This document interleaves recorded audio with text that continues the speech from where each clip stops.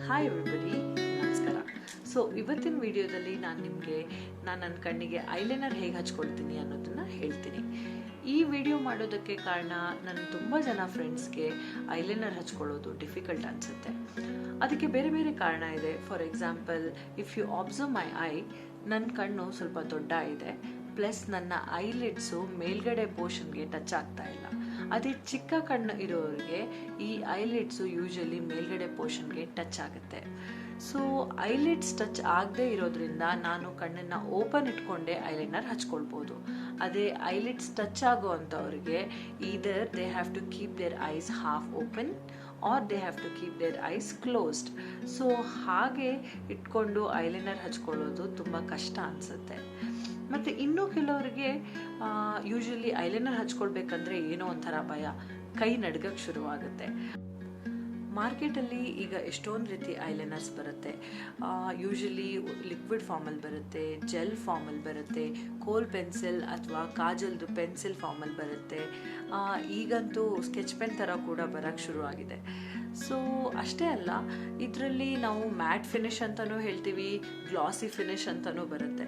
So usually ನನಗಿಷ್ಟ ಆಗೋದು mat finish, but it depends on individual. ಕೆಲವ್ರಿಗೆ ಗ್ಲಾಸಿ ಫಿನಿಶ್ ಇಷ್ಟ ಆಗುತ್ತೆ, ಕೆಲವ್ರಿಗೆ ಮ್ಯಾಟ್ ಫಿನಿಶ್ ಇಷ್ಟ ಆಗುತ್ತೆ.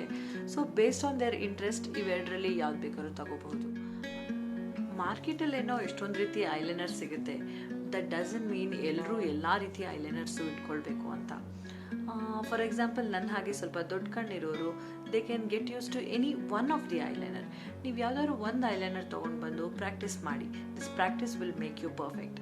ಸ್ವಲ್ಪ ಚಿಕ್ಕ ಕಣ್ಣಿರೋರು ಮತ್ತು ಹಚ್ಚೋದಕ್ಕೆ ಕಾನ್ಫಿಡೆಂಟ್ ಇಲ್ಲದೆ ಕೈ ಶೇಕ್ ಆಗುತ್ತೆ ಅನ್ನೋರು ಸ್ಕೆಚ್ ಪೆನ್ ಥರದ ಐಲೈನರ್ನ ಯೂಸ್ ಮಾಡೋದು ಒಳ್ಳೆಯದು. ಯಾಕೆಂದರೆ ಇದು ಜಸ್ಟ್ ಪೆನ್ ಥರ ನಿಮಗೆ ಹೇಗೆ ಬೇಕೋ ಹಾಗೆ ಡ್ರಾ ಮಾಡ್ಬೋದು.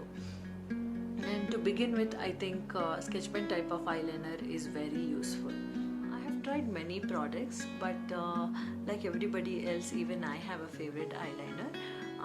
It is from a brand called Sugar, and ಇದು matte finish liquid eyeliner. It is very easy to apply, and also I like the color. It is pitch black. So ಇದನ್ನು ನಾನು ಹಚ್ಚಿ ನಿಮಗೆ ತೋರಿಸ್ತೀನಿ. ನಿಮ್ಗೆ ಇಷ್ಟ ಆದರೆ ನೀವು ಕೂಡ ಇದನ್ನು ತಗೋಬಹುದು. ನಾನು ಇದರದ್ದು ಲಿಂಕ್ನ ಡಿಸ್ಕ್ರಿಪ್ಷನ್ ಬಾಕ್ಸಲ್ಲಿ ಹಾಕಿರ್ತೀನಿ. I understand investing time on makeup is important, but it shouldn't be too much. So picking the right product ಮತ್ತು practicing is very important, because that will make you use less time for getting ready.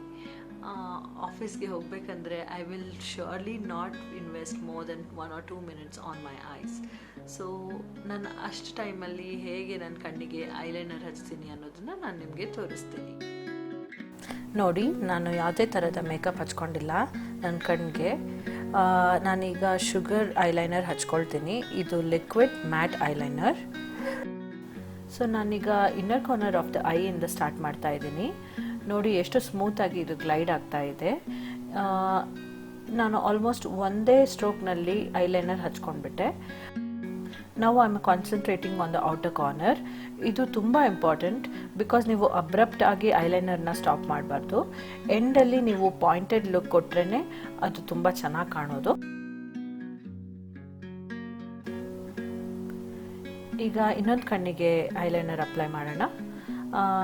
As I mention before, inner corner of the ಐಯಿಂದ start ಮಾಡೋಣ. ಸ್ಮೂತಾಗಿ ನೀವು ಐಲೈನರ್ನ ಹಚ್ಚಬೇಕು. Almost ಒಂದೇ ಸ್ಟ್ರೋಕಲ್ಲೇ ಬಂದುಬಿಡುತ್ತೆ ಈ eyeliner use ಮಾಡೋದ್ರಿಂದ. ನಾನೀಗ outer corner of the I ಮೇಲೆ ಕಾನ್ಸಂಟ್ರೇಟ್ ಮಾಡ್ತಾ ಇದ್ದೀನಿ. It should be pointed end. ಈಗ ಇನ್ನರ್ ಕಾರ್ನರ್ ಕೂಡ ಕ್ಲಿಯರ್ ಆಗಿ ಕವರ್ ಮಾಡ್ಕೋತಾ ಇದ್ದೀನಿ. ಈಗ ಎರಡೂ ಕಡೆನೂ ಒಂದೇ ಥರ ಕಾಣೋ ಹಾಗೆ ನೀವು ಅಪ್ಲೈ ಮಾಡಬೇಕು ಐಲೈನರ್ನ. ನಾನು ನೋಡ್ಕೋತಾ ಇದ್ದೀನಿ ಎರಡು ಸೈಡು ಸೇಮ್ ಇದೆಯೋ ಇಲ್ವೋ ಅಂತ. ಸೊ ಇದು ನನ್ನ ಫೈನಲ್ ಟಚ್.